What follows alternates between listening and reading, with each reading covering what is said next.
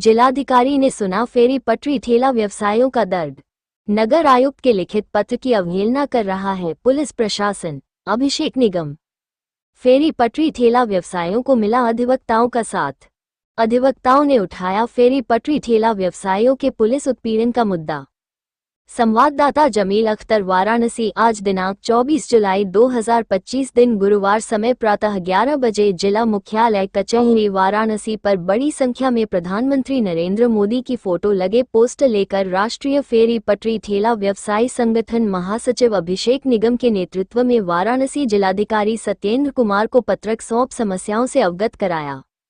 महासचिव अभिषेक निगम ने पत्रक सौंपते हुए बताया कि फेरी पटरी ठेला व्यवसायियों का पुलिस उत्पीड़न लगभग 25 दिनों से लगातार कर बीएनएसएस की धारा 170 के अंतर्गत मुकदमा पंजीकृत किया जा रहा है, जिसकी शिकायत लगातार टाउन वेंडिंग कमेटी अध्यक्ष नगर आयुक्त अक्षत वर्मा को लिखित पत्रक के माध्यम से दी गई। नगर आयुक्त अक्षत वर्मा ने पत्र को गंभीरतापूर्वक संज्ञान में लेते हुए पथ विक्रेता जीविका संरक्षण और पथ विक्रय विनियमन अधिनियम 2014 अंतर्गत पुलिस आयुक्त को तत्काल पुलिस उत्पीड़न रोके जाने का लिखित अनुरोध भी किया, किंतु थाना दशाश्वमेध कोतवाली लंका सिगरा अन्य सभी थानाधीक्षों द्वारा लगातार उत्पीड़न जारी है। नगर आयुक्त अक्षत वर्मा के लिखित पत्र को पुलिस अनदेखा कर निरंतर कार्यवाही कर रही है।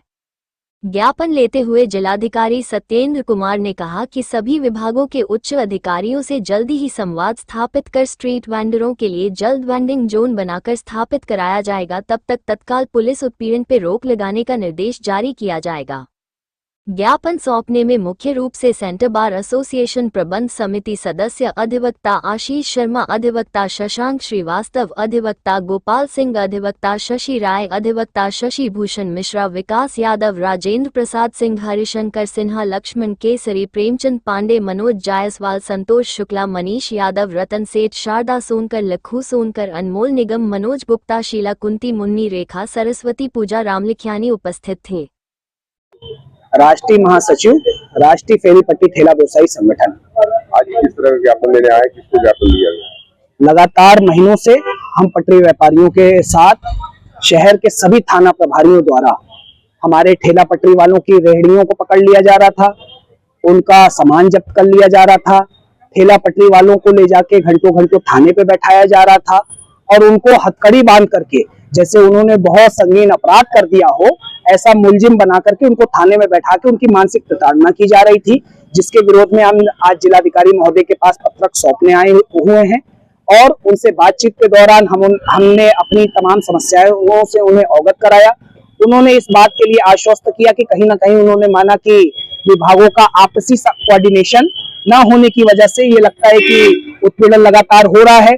चूंकि हमारी एक टाउन वेंडिंग कमेटी बनी है, उसके चेयरपर्सन नगर आयुक्त होते हैं, नगर आयुक्त आईएएस ऑफिसर होते हैं और उनके एक रिटन निर्देश के बाद भी अगर उनका लिखित आदेश पुलिस न माने तो ये कहीं ना कहीं इस बात को दर्शाता है कि आपसी कोऑर्डिनेशन प्रशासन का स्वयं में नहीं है।